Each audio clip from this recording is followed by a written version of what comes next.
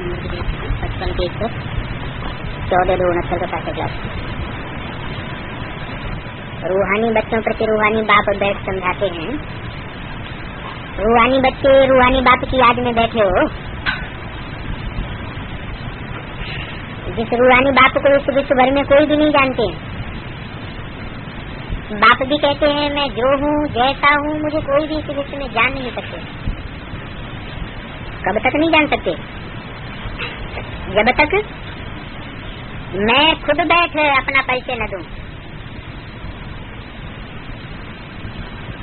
भारत में कहते भी हैं नेति नेति अर्थात हम नहीं जानते। ये किसने कहा? देह अभिमानियों ने कहा या देही अभिमानी ने कहा? देही अभिमानी कब ऐसे कहेंगे नहीं? कैसे?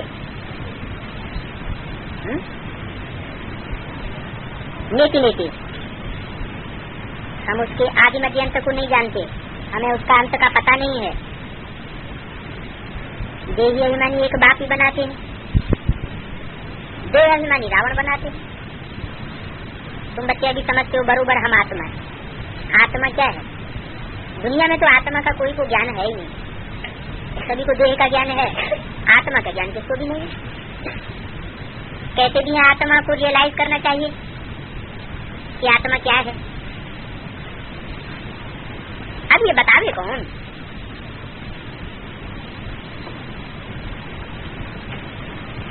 क्या कोई बता सकता है तुम फलाना हो, तुम्हारा बाप ये है?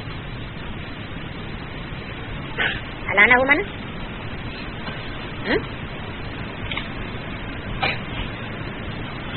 फलाना माना तुम्हारा पार्ट ये है, तुम ये पार्टधारी हो। कोई बता सकता है क्या? आत्मा का रियलाइज कराना तो बाप का ही काम है। एक गीत भी है, कौन देश से आए बाबू कौन देश को जाना। ऐसे नहीं कहते हैं किस देश से आई हो आत्मा। वो तो देह अभिमान में आकर के बाबू कह देते हैं। समझते भी दूर देश से ही आना होता है। बाप के लिए भी कहते हैं दूर देश से आए हैं देश पर आए। वैसे ही आत्मा भी दूर देश से आती है। देश अर्थात जहाँ बहुत आत्माएं रहती है उनको कहा जाता है ब्रह्मांड। जहाँ अंडे मिसल आत्माएं रहती है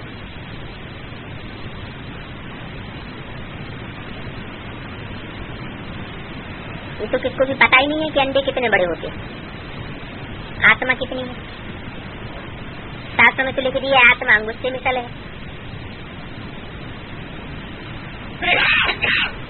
तब फिर कहते हैं आत्मा सितारा है। ये तो बहुत छोटी बिंदी है। बच्चे अभी समझते हैं आत्मा अति सूक्ष्म है, स्टार भले है बड़ा, परंतु दूर से देखने में बहुत छोटा दिखाई पड़ता है। कोई कोई बहुत छोटे स्टार होते हैं, कोई छोटा स्टार सोने का यहाँ तिलक मिसल लगाते भी हैं। वो स्टार तो इन आंखों से देखा जाता है क्योंकि स्थूल है। आत्मा को तो इन आंखों से देखा ही नहीं जा सकता। कौन सी आंख से देखेंगे? स्थूल आंख से स्थूल स्टार देखा जाएगा, सूक्ष्म आंख से तीसरे नेत्र से आत्मा तीसरा नेत्र देखा जा सकता है। आत्मा को जाना जा सकता है, देखा नहीं जाता है। तो आत्मा के बाप को भी जाना जा सकता है, देखा नहीं जा सकता। जानेंगे कि आत्माओं का बाप है। आत्मा एक शरीर को दूसरा लेती है, सुख दुख आत्मा ही भोगती है। आत्मा के लिए कहा जाता है ये पाप आत्मा है, ये पुण्य आत्मा है। परंतु आत्मा क्या है ये कोई भी नहीं जानते। तुमको भी अभी बाप ने बताया है। और फिर परमात्मा भी क्या चीज है अगर तुम समझते हो तो बताओ। अब तुम तो समझते हो, गीता में तो लिख दिया है वो अखंड ज्योति रूप है, हजारों सूर्यों से तेजो में।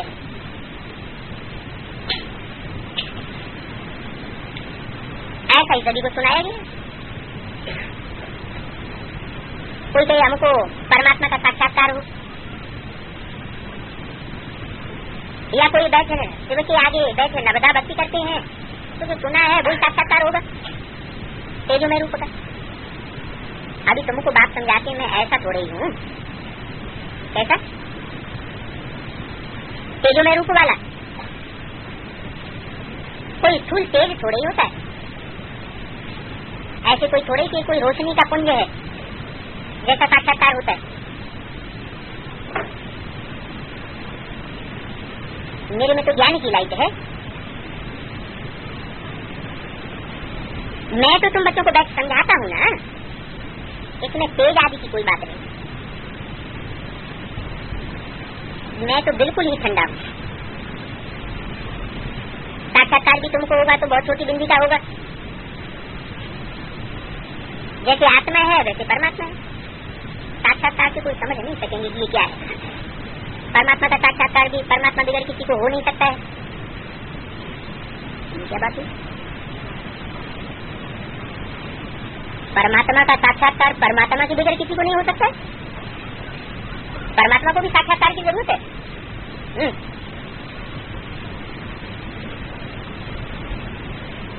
परमात्मा किसको कहा गया है? उसे परमात्मा कहा जाता है जिसने खुद अपने पार्ट को रियलाइजेशन कर लिया। वो तो सभी आत्मा रियलाइज करेंगी, ऐसी कोई भी आत्मा नहीं जो बिना रियलाइज करे परम धाम वापस चली जाए। रियलाइज तो सबको करना है, आगे या पीछे। बाकी परमात्मा पार्ट को रियलाइज करने की बात है। परमात्मा का साक्षात्कार भी परमात्मा बिगड़ किसी को हो नहीं सकता। मैं आकर के स्वयं ही अपना परिचय देता हूँ,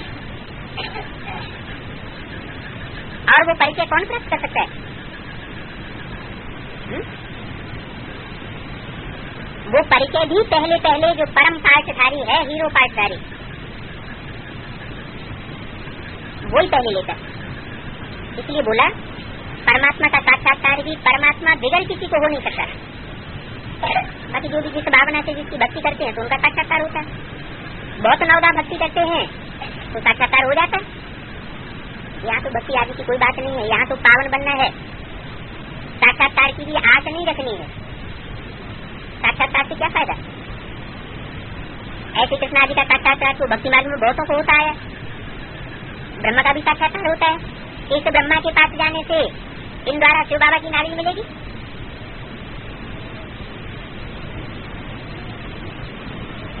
जिस नॉलेज द्वारा ही भविष्य प्रिंसेस बनना है। प्रिंसेस तो बहुत बनते हैं। महाराजा पक्ष को भी पहले छोटेपन में प्रिंस कहेंगे और राजा को भी प्रिंस कहेंगे। भले प्रिंसेस का साक्षात्कार होता है, परंतु वो कौन सा नंबर का हुआ, कौन से नंबर का प्रिंसेस है, ये कोई थोड़ी समझ सकते हैं। तुम्हारी आत्मा पढ़ती है, आत्मा समझ सकती है हम क्या बनेंगे। तो सारा मदार है सर्विस पर। जितना जो सर्विस करेंगे, बहुतों का कल्याण करेंगे, उतना ही फायदा होगा। तो बाबा समझाते हैं मीठे मीठे सिखिल गए, अर्थात 5-4 वर्ष के बाद आए मिले हुए बच्चों पूछते भी आगे कभी मिले थे? हाँ बाबा 5-4 वर्ष पहले मिले थे। क्या पाने के लिए मिले थे? स्वर्ग की बात बताई। प्रजा भी तो बहुत बनेगी। विश्व का मालिक तो सभी अपन को कहेंगे, संपद वाले भी कहेंगे हम तो विश्व के मालिक हैं।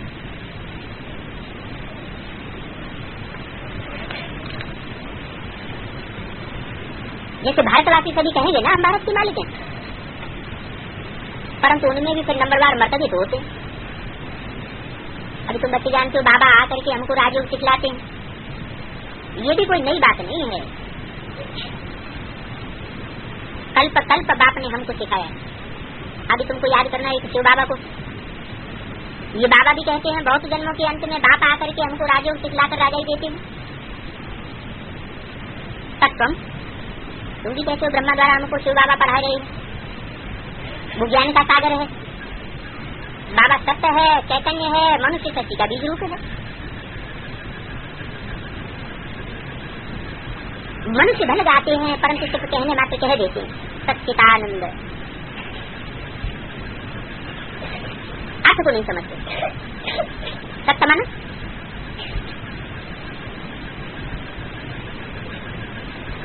है भी सत्य, रहेगा भी सत्य और था भी सत्य। तो सत्य माना अविनाशी हुआ, जिसका विनाश कभी नहीं होता। विनाश नहीं होता माना सदा कायम रहता। तो सृष्टि पर सदा कायम कोई चीज है क्या?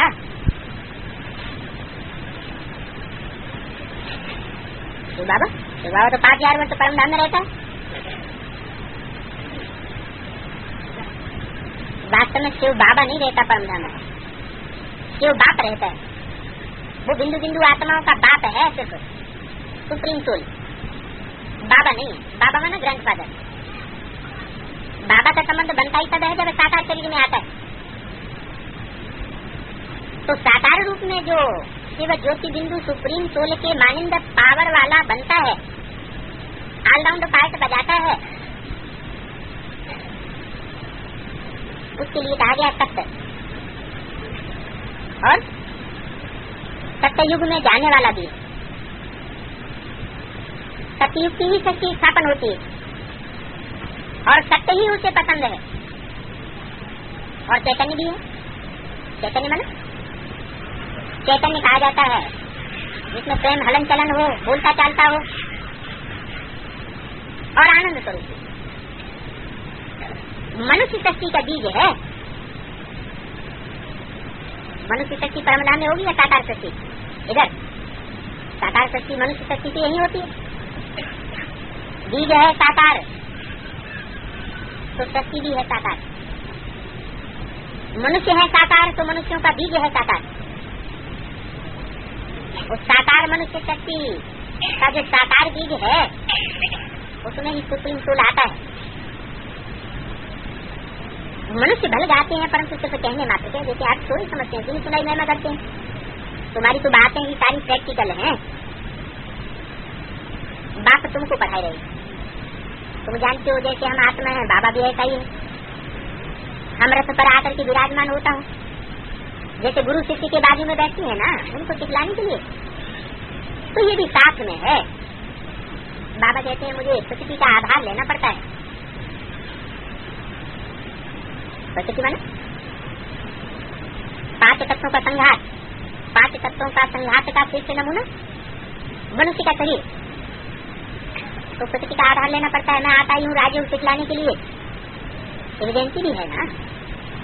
तुम जानते हो पहले जन्म कितना गिना जाए? सृष्टि का आवर्तन होता है, नई सृष्टि बनती है, तो शुरुआत कहाँ से होती है? शिव बाबा की है ही सबसे पहले पहली जयंती शिव जयंती। जयंती पहले किसकी बनाई जाए? उनके लिए तो कहते हैं ऊंचे से ऊंचे भगवान। हम भी उनके बच्चे हैं ना, उनको शिव बाबा परम पिता भी कहते हैं। अभी तुम समझते हो 5000 वर्ष पहले बाबा आया, वैकुंठ का राजभाग सीढ़ी पर लेकर के आया। सीढ़ी माना हथेली, बुद्ध रूपी हथेली पर स्वर्ग का राजभाग लेकर के आया था। तो कोई पहले स्कूल में लेकर के आया कि पहले बुद्धि रूपी क्षेत्र में पहले पहचान हुई? बाप कहते भी हम तुम्हारे लिए सीढ़ी पर बैठ कर लेकर के आता हूँ। कृष्ण का चित्र भी बनाया हुआ है सीढ़ी पर बैठ। कौन सा कृष्ण? सतयुग में बच्चे के रूप में पैदा होने वाला? जरूर संगम भी कृष्ण है। उसी की बुद्धि में पहले ये बात बैठती है, नई दुनिया की सारी प्लानिंग बैठती है। तो वैकुंठ का राजभाग सीढ़ी पर लेकर के आया था। बात कहते हैं हम तुम्हारे लिए सीढ़ी पर बैठ कर लेकर के आ गया हूँ।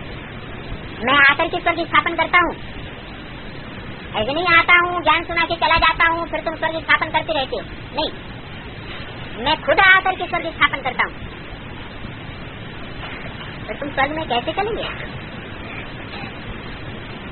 तुम्हारी आत्मा तो अभी तमो प्रधान है।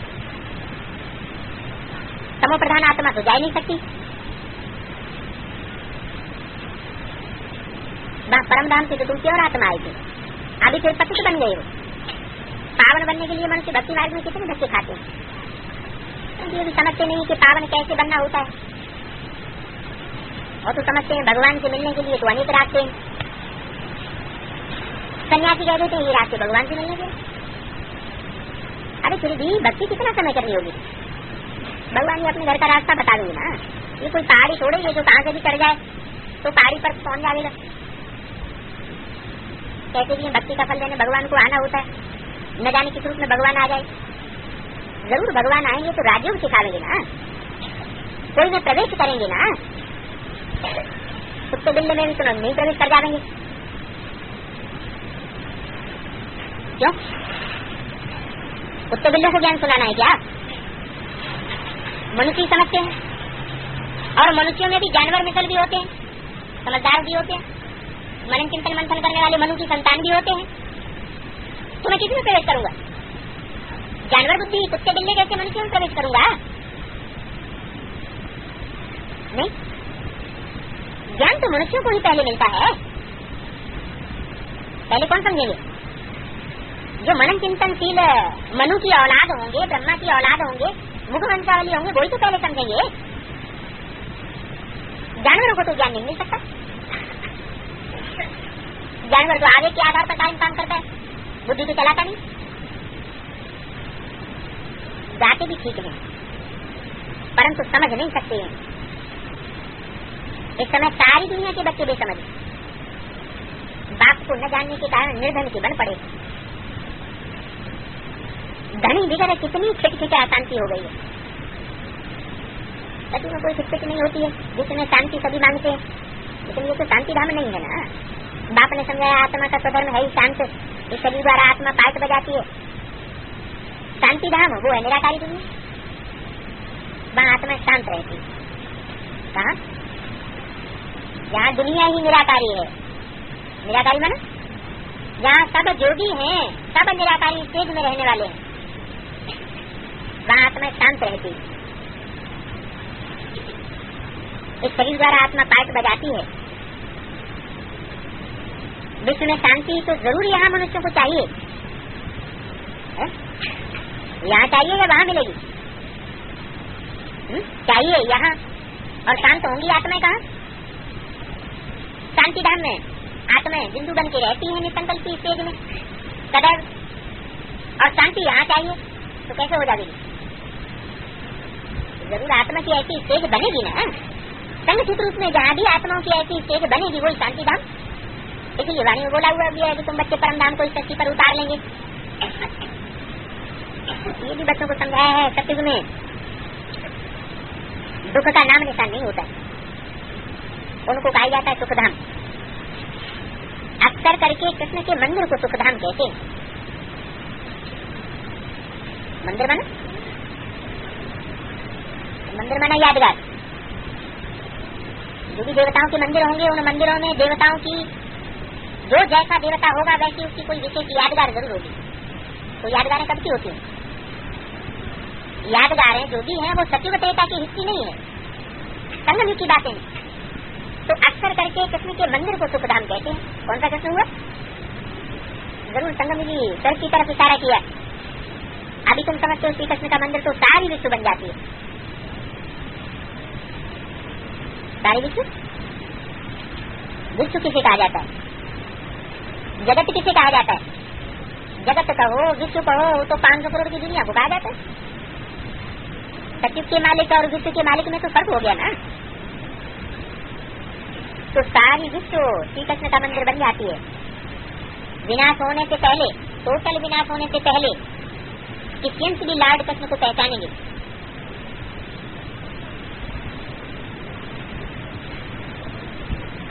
उस कृष्ण के मंदिर को कहा जाता है शिवालय, जिसमें देवताएं भी रहते हैं।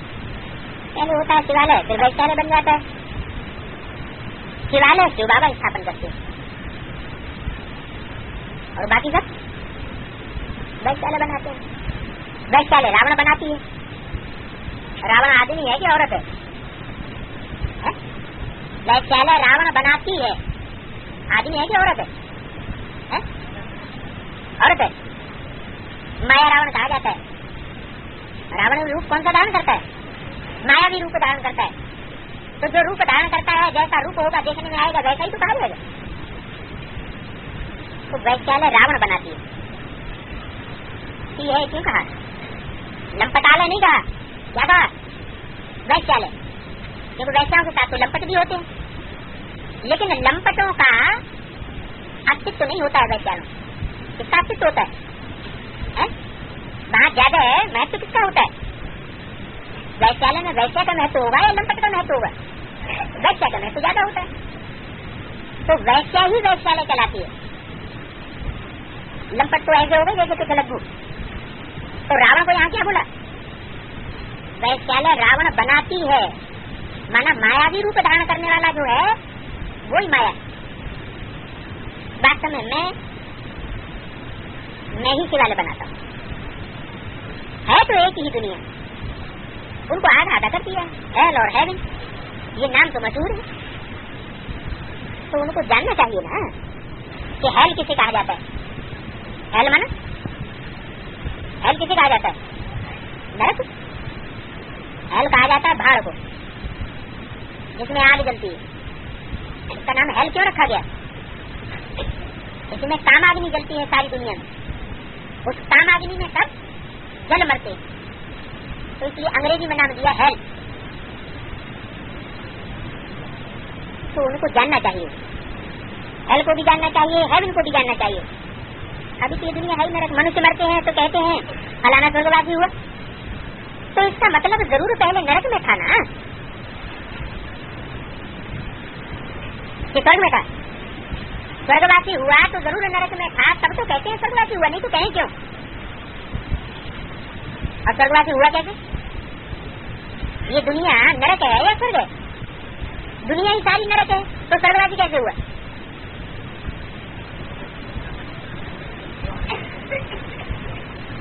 जरूर मनसा को चेंज करने की बात है।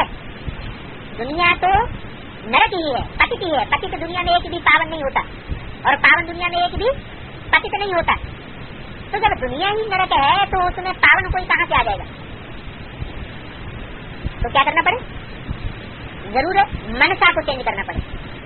मनसा के वाइब्रेशन, वायुमंडल जब चेंज होता है तो वो आत्मा खुद अपने को सुख में अनुभव करती है, पावन स्टेज में अनुभव करती है। समझती है कि मेरे संकल्पों में परिष्कार हुआ है, संकल्पों की शुद्धि हुई है। तो आप हुए, मर गई दुनिया नरक। तो पहले आत्मा का परिवर्तन होता है। आत्मा जब जीते जी मरती है, माना एक बाप का बनती है, बाप के ही डायरेक्शन पर चलती है, अपने अस्तित्व को और अपने देह के संबंधियों के अस्तित्व को नकार देती है, तब सुख का अनुभव करती है। तो कहावत है कि मरा तो स्वर्ग पधारा, स्वर्गवासी हुआ। अब वो स्थूल मरने की बात तो नहीं हुई, वो तो शरीर से मरते हैं। वास्तव में यहाँ की बात, यहाँ जो जीते जी मरते हैं, एक बाप के बनते हैं, वो सुखमय स्टेज में अपने को अनुभव करते हैं। दूसरी आत्मा भी जो उनके संसर्ग संपर्क में आती हैं, वो भी सुख का अनुभव करती है।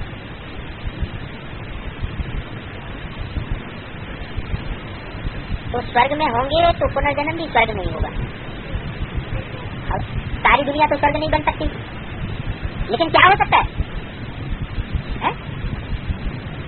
हाँ, हम आगे कुछ नहीं जानते, बिल्कुल ही पत्थर के कुछ के पीछे शंकराचार्य जी प्रसाद आते हैं तो उनको कितना मान देते हैं? शास्त्र के लिए तो कभी किसी बुद्धि है, उन्होंने को क्या मानते हैं? मनुष्य तो मनुष्य ही है, कभी की जन्म होती है तो बड़ा की शक्ति का झाड़ कहा जाता है। ये कभी किसी बात नहीं, किसी व्यक्ति से लाए नहीं, ये बंदा है ना। आज किसी को मंगाता है फिर उनको समझाया जाता है।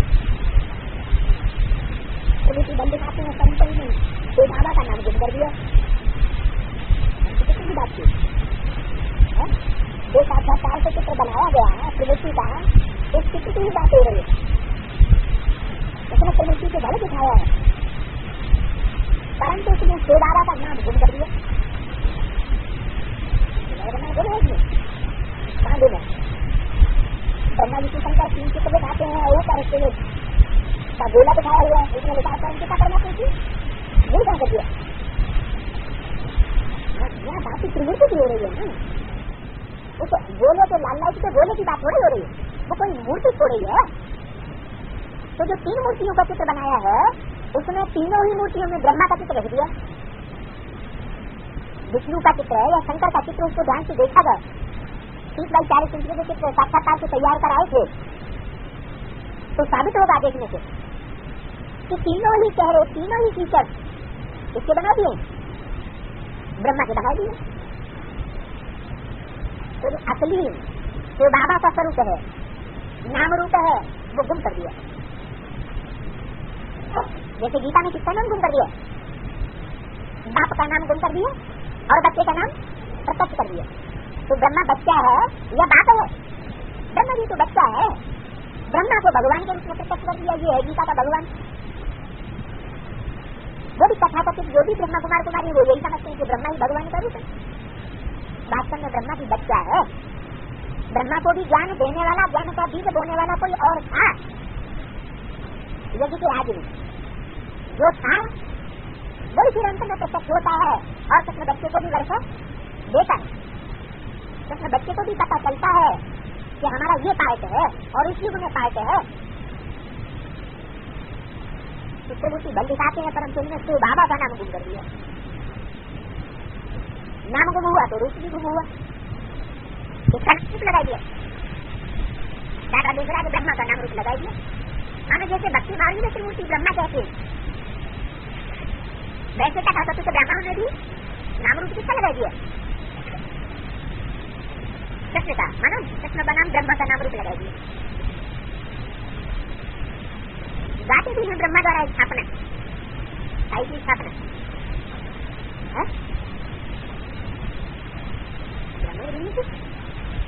आखिरी स्थापना कौन सी? ब्राह्मणों की दुनिया का इतना गायन नहीं है, शास्त्रों में भी ब्राह्मणों का इतना गायन नहीं है। नई दुनिया का गायन है ज्यादा, संपन्न स्टेज का गायन होता है।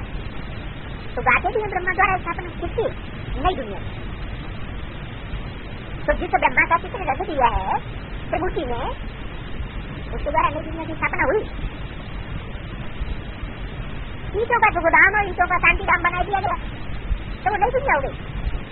ऐसे तो बक्सीनाथ वालों ने भी ऋषिकेश में सन्यासी ने जो महल बनाया उसका नाम रख दिया स्वर्गाश्रम। तो स्वर्गाश्रम नाम रखने का काम हो जाता है क्या? तो जो गायन है शास्त्रों में ब्रह्मा द्वारा स्थापना, तो किसकी स्थापना? नई दुनिया की स्थापना। नई दुनिया नई युग नहीं होती है। नई दिल्ली वास्तव में यहाँ तो नहीं है। दिल्ली को नई कहेंगे या पुरानी कहेंगे? नाम रख दिया नई दिल्ली, है तो वास्तव में पुरानी है।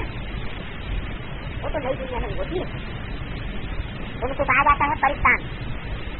इसका स्थान ज्ञान पन्न का स्थान, जो ज्ञान योग की पंखों से उड़ती है। इंद्र की सभा में कन्या दिखाते हैं ना, ऐसे नहीं कोई एक जगह बैठ जाती है, तो उड़ने वाली होती। कन्या कहो, फरिश्ते कहो, बात होती है। फरिश्तों का तो कोई रिश्ता नहीं होता है पक्ष की दुनिया वालों से, तो वो एक जगह पकड़ करके बैठ क्यों जाएंगे? तो जो दिखाते हैं इंद्र की सभा में कन्या, वो है तो मनुष्य ना। वास्तव में इंद्र सभा इनको कहा जाता है। इसकी सभा इंद्र की सभा, जहाँ ज्ञान बरसाते थे उसको इंद्र सभा कहा जाता है। तो ज्ञान बरसात से तुम ज्ञान कन्या बन रहे हो। ये बाबा है ज्ञान का सागर। वो बैठ करके इंद्र पक्ष की स्थापना करते हैं। अगर नहीं आते हैं और ज्ञान सुना के चले जाते हैं तो इंद्र पक्ष की अपना स्थापना अपने आप होती रहती है। दिल्ली का पुराना नाम क्या है? इंद्र पक्ष भी नाम है। प्रत्यक्ष रूप से स्थापन किया गया किसके द्वारा? इंद्र के द्वारा। इंद्र मन ब्रह्म। इंद्रियों पर जो कंट्रोल करे उसका नाम इंद्र, माना राजा, इंद्रियों का राजा। तो वो बैठ है इंद्र पक्ष की स्थापना करते हैं। कराते किसके द्वारा? कराते हैं ब्रह्मा द्वारा। जाएंगे ना, ब्रह्मा द्वारा स्थापना किसकी? नई दुनिया। तो ये सभी बातें बाप भी कैसे बच्चों को समझाते हैं, बच्चे बाप को कितने मीठी लगती है, लेकिन बच्चे आधा कल से तुमने दुख भोगा है, भक्ति मार्ग में तुमने बहुत अच्छे खाए हैं, तुम रोगी बन पड़े हो, यहाँ तुम्हारी आयु भी कम रहती है, कठिन है तो तुम अमर बनते, वहाँ कब काल खाता ही काल पर तुम विगत आ जाते। काल किसको खाता है? शरीर को खाता है, आत्मा को खाता है, शरीर को खाता है। तो सती के कितने भी जन्म होंगे उनमें काल खाएगा ही नहीं शरीर को, इसका मृत्यु होगी, लेकिन काल को खाएगा ना। शरीर काल के गाले में जाएगा या नहीं जाएगा? कोई मर्जी होगा, लेकिन शरीर को काल खाएगा कि नहीं खाएगा? हाँ, संगम की बात है। संगम भी जो स्वर्ग स्थापन होता है उसमें जो आत्माएं अपनी हमारे स्टेज पर स्थित हो जाती है, नित्य बुद्धि स्टेज पर टिक जाती है, उनके शरीर को काल खा नहीं सकता, बर्फ में बढ़ जाएगा, लेकिन काल उसको खलास नहीं कर सकता। तो वहां सब काल खाता नहीं, काल पर तुम विजय पाते क्या? समय पर आते ही शरीर छोड़ दूसरा शरीर लेके, वहां मृत्यु का डर नहीं होता है, दुख की वहां कोई बात नहीं होती। तो ऐसे सुखधाम में चलने के लिए पवित्र जरूर बने। कैसे सुखधाम में चलने के लिए है? सुखधाम तो कृष्ण के मंदिर को सुखधाम कहा जाता है, बाकी ऐसे नहीं कि second Narayan, third Narayan, fourth Narayan, उनका जो राज्य है वो सुखधाम है। उन नारायणों के नाम बचपन में कोई कृष्ण नहीं होगा। जिस मंदिर का गायन है सुखधाम का, वो कौन सा मंदिर है, कौन सी युग का है? जरूर संगम की चरण में युग की बातें है। ऐसे सुखधाम में चलने के लिए पवित्र जरूर करना पड़ेगा। सेकंड बर्थ में जाके जन्म लेंगे, थर्ड बर्थ में जन्म लेंगे, तो चौथाई कला आधा कला कम पवित्र बनेंगे तो भी चल जाएगा। लेकिन ऐसा सुखधाम जहाँ काल नहीं खा सकता, कहाँ पहुँचने के लिए 100% पवित्र जरूर बनना पड़ेगा। इस समय सभी अपवित्र है। भिन्न भिन्न भाषा में सभी को बातें हैं कि हे भगवान आकर के लिबरेट करो, कैसे लिबरेट करो, कैसे लिबरेट करो, दुखों से लिबरेट। दुख कैसे आता है? इम्प्योरिटी से दुख आता है। जहाँ प्योरिटी है वहाँ पवित्रता को शांति है, बुद्धि पवित्र होगी तो सुख संपत्ति से भरी पूरी रहेंगे। बुद्धि अपवित्र है तो दुखी और परेशान होते रहेंगे। तो बात है भगवान आकर के लिबरेट करो, कैसे लिबरेट करो? इम्प्योरिटी से लिबरेट करो, हमारा गाइड बनो, हमारे ऊपर रहम करो, हमको ले चलो। हम नहीं जानते कि हम कहाँ से आए हैं, फिर कहाँ जाना है, इसलिए बाप भी कहते हैं ये है सभी अंधे की औलाद अंधे। अभी बाप बच्चों को रास्ता बताते, फिर साथ भी ले जाएंगे क्या? ऐसे नहीं रास्ता बता के चले जाएंगे फिर तुम अपने आप आते रहोगे याद करते करते नहीं। अभी बाप तुम बच्चों को रास्ता बताते हैं, फिर बाद में साथ भी ले जाएंगे। साथ ले जाएंगे कौन? रास्ता बताने वाला बाप, वो साथ में ले जाएगा या बिंदु बाप साथ में ले जाएगा? रास्ता बताता है, जरूर शरीर के द्वारा रास्ता बताता भी है और उसी स्वरूप से ले भी जाता है। कहाँ ले जाता है? उस स्टेज में। कहाँ ले जाएंगे? पहले शांति धाम की स्टेज में, निसंकल्प की स्टेज में ले जाएंगे। हिंदी है पांडव संप्रदाय, उसके बच्चे हो, पंडे के बच्चे हो, तुम औरों को भी ले जा सकते हो। पांडव के बच्चे, वो पांडव तुम संप्रदाय हो तो बच्चे किसके हुए? पंडे की। बाप कहते हैं अपन को आत्मा समझो, औरों को भी ये निश्चय कराओ, सुखधाम और शांति धाम का रास्ता औरों को भी बताओ। इस समय तो रावण ने सभी को अंधा बना दिया, कल्प की आयु ही लाखों वर्ष कर दी है, ऐसा अंधा बनाया। सभी को माना, सभी को माना, किसको किसको? 500 करोड़ को अंधा बताया या कोई बच गया? कोई बच गया? सभी को अंधा बना दिया है, कल्प की आयु ही लाखों वर्ष कह देते। अंधे कैसे बन गए? जब बुद्धि में ये बैठ गया कि अभी तो बिना बिना कुछ नहीं होना है, अभी तो बहुत लंबा टाइम पड़ा, तो किसने अंधा बनाया?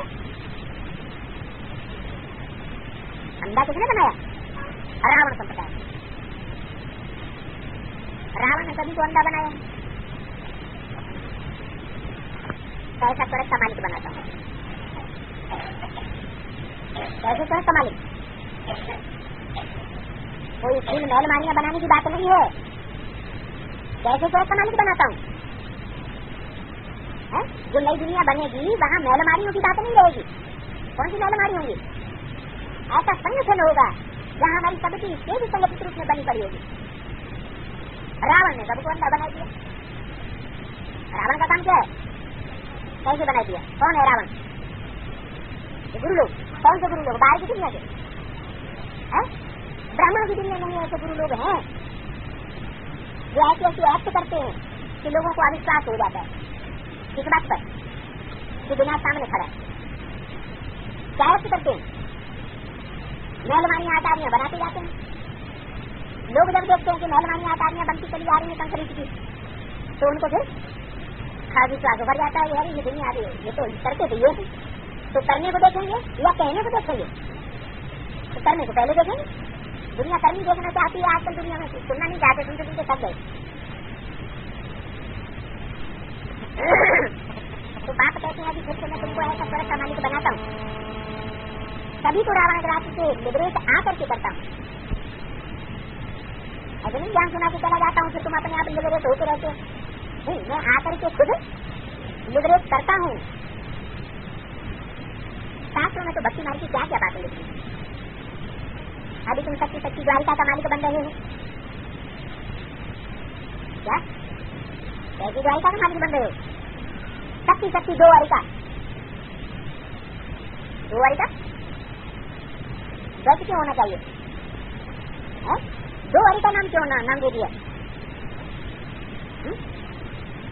राजाओं के देश तो अलग ही होते हैं। भाषा तो सचिव त्रेता में वही होगी। दोनों को देवी देवता कहा जाता है। दोनों को माने किनको? दोनों को। त्रेता युग में जो क्षत्रिय होते हैं और सतयुग में जो देवता होते हैं, दोनों को देवी देवता कहा जाता है। वो हुए चंद्रवंशी। किसके वंशी? चंद्रमा को विशेष महत्व देने वाले। समझते हैं कि हमको चंद्रमा से ही रोशनी मिली। बुद्धि में कौन समय हुआ होता है? ज्ञान चंद्रमा ब्रह्मण, उसके प्रति ही विशेष महत्व रहता है। ये नहीं बुद्धि में बैठा गीता का भगवान, गीता का भगवान कोई और है। तो द्वारिका जो नाम पड़ा, वो फाउंडेशन कहाँ पड़ता है? द्वारिका जो यादगार है कि समुद्र में सोनी द्वारिका थी, वो कहाँ की बात हुई? सोना माना? सोना माना क्या? सोना माना सच्चाई। सच्ची बात जहाँ सुनाई जाए वही सच्चाई है, वही सोना है। सच्चे को ही सोना कहा जाता है। तो वो दो प्रकार के है। चंद्रवंशियों के राज्य की भी स्थापना भी हो रही है और सूर्यवंशियों के भी राज्य की स्थापना भी हो रही है। दोनों राज्य भी स्थापन होते हैं, चंद्रवंशी और सूर्यवंशी। दोनों को देवी देवता कहा जाता है। तो जिस पीरियड में ये दोनों राज्य का फाउंडेशन पड़ता है चंद्रवंशी सूर्यवंशी का, उसका नाम रख दिया है कौन सी वारिका? दो वारिका। पंचोकला का फर्क हो जाता है, लेकिन स्वर्ग तो कहा जाता है ना। एक समय तुम हो ऊंची के ऊंची के लिए संप्रदाय। क्या जानते हो? हम शिव बाबा की संतान हैं। हम मूल वतन में रहने वाले हैं। कौन से वतन में? मूल माने? मूल वतन माना परम धाम, परे से परे स्टेज। कौन सी परे स्टेज है? सबसे ऊंची स्टेज कौन सी होती है? निष्कंकल्प स्टेज। तुम ऐसी स्टेज वाले हो, जब चाहो तो दूसरी स्टेज में टिक जाओ। उनको तो टाइम लगेगा टिकने। सब रिकॉर्ड बजाएंगे, माहौल बनाएंगे, संगठन बनाएंगे, सब कहीं उसी स्टेज में टिकेंगे। और तुम तो एक करेंगे। हम है ही मूल वतन के रहने वाले, फिर यहाँ शरीर में आए हैं पार्ट बजाने के लिए। अभी हम ब्रह्मा की औलाद हैं, एडाप्ट किए हुए हैं। प्रजापिता है तो जरूर एडाप्ट करेंगे, तो अकेले ब्रह्मा जी नहीं, हम सिर्फ अम्मा पुत्र नहीं है, किसके हैं? प्रजापिता है तो जरूर एडाप्शन होगी। बाप बच्चों को एडाप्ट करता है, किसके द्वारा? माँ ब्रह्मा के द्वारा, माँ के द्वारा। ब्रह्मा कौन है ये भी कोई जानते नहीं है, कोई नहीं समझते हैं। अजमेर में ब्रह्मा का मंदिर है, यादगार मंदिर कहाँ पर है? अजमेर में। अजमेर में मंदिर है, वहीं क्यों मंदिर? अजमेर में ही मंदिर क्यों है? यादगार मंदिर ब्रह्मा का अजमेर में क्यों बनाया गया? अजमेर माना क्या? अज माना क्या और मेर माना क्या? अज माना बकरा और मेर माना भेड़। भेड़ बकरी जा रहे थे, माना जिनमें अपनी अकल नहीं होती है सोचने विचारने की। एक गड्ढे में गई तो पीछे पीछे सारे इस गड्ढे में चले जाते।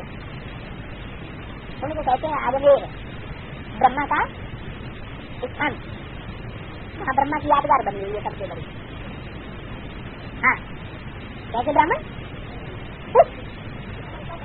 धक्का लगे और चल पड़े। हाँ, धक्का लगता है और चल पड़ते हैं। माना अपनी स्वेच्छा से ब्राह्मण नहीं बनते, अपनी स्वेच्छा से सरेंडर नहीं होते, उनको कुछ तरह के सरेंडर कराया जाता है। तो अजमेर में ब्रह्मा का मंदिर है यादगार, वहां भी ब्रह्मा को दाढ़ी मूछ वाला दिखाते।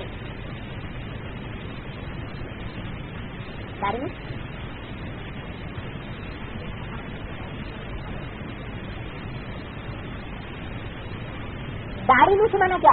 उसका अर्थ क्या है? दाढ़ी मूछ किसको होती है? मनुष्यों को होती है, कली भी मनुष्यों को या देवताओं को? देवताओं को तो दाढ़ी मूछ होती नहीं, उनको रोज सेव करनी पड़ती है, उनको सेविंग की दरकारी नहीं, सफाई की। हाँ, तो ऑटोमेटिक सफाई रहती है, तो दाढ़ी किसकी प्रतीक हुई? विकारों की प्रतीक हुई।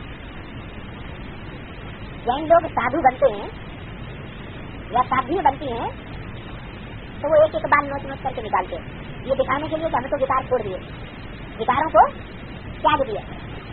अब दाढ़ी के बाल उखाड़ने थोड़े विकार खत्म हो जाए, ये तो शरीर के अंदर की बात थोड़े, ये तो आत्मा के अंदर भरे पड़े। तो कोई स्थूल शरीर की बात नहीं है, स्थूल दाढ़ी मूछ की बात नहीं है। ऐसे नहीं कि स्थूल दाढ़ी मूछ है तो ही विकारी है, दाढ़ी मूछ नहीं भी है, इसकी चोला भी है, अगर विकार हो सकते हैं ना। अगर विकारी बुद्धि है तो इसका मतलब ये हुआ कि विकारी बुद्धि है तो विकृति रहेगी, माना विकर्म जरूर बनेगा। अजमेर में ब्रह्मा को दाढ़ी मूछ वाला दिखाते हैं, इसका मतलब अलग से क्यों दिखाए? प्रश्न किया वो सूक्ष्म बटनवासी कौन सा और दाढ़ी मूछ वाला कौन सा? ब्रह्मा दो हैं, कौन से दो ब्रह्मा? एक ब्रह्मा सूक्ष्म बटनवासी और एक ब्रह्मा साकार बटनवासी, दाढ़ी मूछ वाला। तो प्रश्न किया कि वहाँ अजमेर में भी ब्रह्मा को दाढ़ी मूछ वाला दिखाते हैं, फिर सूक्ष्म बटन में क्यों दिखाया है? अलग से दिखाने की क्या दरकार? ये कहाँ की यादगार? सूक्ष्म बटन में तो दाढ़ी मूछ होती ही नहीं। क्या मनन चिंतन मंथन की जब स्टेज होती है तो विकारों की बात उस समय नहीं होती। भक्ति मार्ग में तो मनुष्यों को जो आता है वो बनाते रहते हैं। कितने ढेर के ढेर चित्र आदि बनाए। तुम समझते हो राइट चित्र है ये तो शिव बाबा का, शिव बाबा का चित्र है राइट है? शिव बाबा का चित्र राइट है? कौन सा चित्र है शिव बाबा का राइट? 32 वाला ब्रह्मा और विष्णु का भी पार्ट यह है। कहाँ? ब्रह्मा का भी पार्ट यहाँ साकार शक्ति पर है, तो विष्णु का भी साकार शक्ति पर पार्ट होता है। विष्णु को जो सूक्ष्म मतलब ये रेखा भी कहाँ से आ गई? ये किस बात की निशानी हुई? उनके दिव्य गुणों की अलंकार की निशानी दिखाई गई। बाकी है तो साकार शक्ति का ना, संतों को तो रेखा भी होती नहीं है, ये सभी साक्षात्कार मात्र है, तो इसमें कुछ भी मुझने की दरकार नहीं है। ब्रह्मा भी यहाँ तो फिर श्री लक्ष्मी नारायण भी यहीं बनेंगे। ये भी समझा है जब अव्यक्त बनते हैं तब फरिश्ता कहा जाता है। बाकी वहाँ विष्णु हो कैसे सकता है? कहाँ कैसे हो सकता है? सूक्ष्म बटन ये बड़ा भी सूक्ष्म बटन में कहाँ से आवेंगे? वहाँ कोई कारखाना है क्या? बाप कहते हैं बच्चों को दिन प्रतिदिन बहुत गहरी रात समझाता जाता है, फिर बाद में जब बच्ची मार्ग होता है तो उनके शास्त्र बनते हैं। तुम्हारा भी सभी इस तरह के शास्त्र हैं जो गाए जाते हैं। इस समय तो बाप के साथ प्रतिज्ञा करते हो, बाबा ये अंतिम जन्म हम पवित्र जरूर बनेंगे, हम अपन को भाई बहन समझेंगे, पवित्र बनकर हम आपसे बेहद का राज्य जरूर लेंगे। क्योंकि तुम जानते हो शिव बाबा ब्रह्मा द्वारा हमको पढ़ाते हैं। ब्रह्मा नहीं पढ़ाते हैं, पढ़ाते कौन है? पढ़ाते शिव बाबा हैं, लेकिन किसके द्वारा पढ़ाते हैं? ब्रह्मा द्वारा पढ़ाते हैं। तो ये भी कंफ्यूजन हो जाता है क्या? पढ़ाने वाला कौन है? नहीं, कंफ्यूजन हो जाता है कि पढ़ाने वाला तो ब्रह्मा है, ब्रह्मा नहीं बुद्धि लटक जाती है। तो सन्यासी ने क्या करना शुरू कर दिया? सन्यासी जब सिमरन करने बैठते हैं तो क्या करते हैं? गौ मुख में हाथ डाल करके और स्मरण करने लग पड़ते हैं, राम राम राम। मुंह से राम राम कहेंगे, हाथ कहाँ पड़ा हुआ है? हाथ गौ जी के मुख में पड़ा हुआ है। तो यादगार सारी कहाँ की है?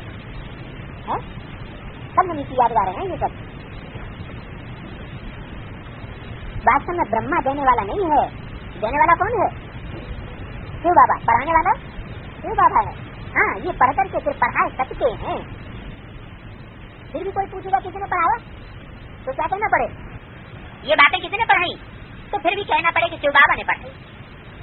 अगर शिव बाबा से कोई पूछे तुमको किसी ने पढ़ाया तो किसका नाम लेंगे?